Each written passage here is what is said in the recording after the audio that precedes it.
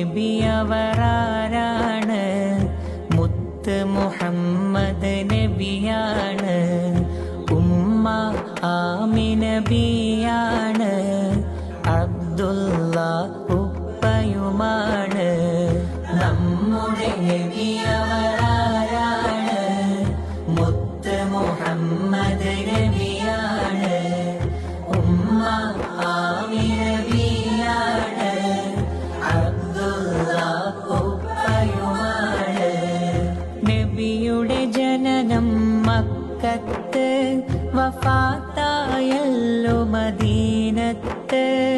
നബിയുടെ ജനനം മക്കത്ത്,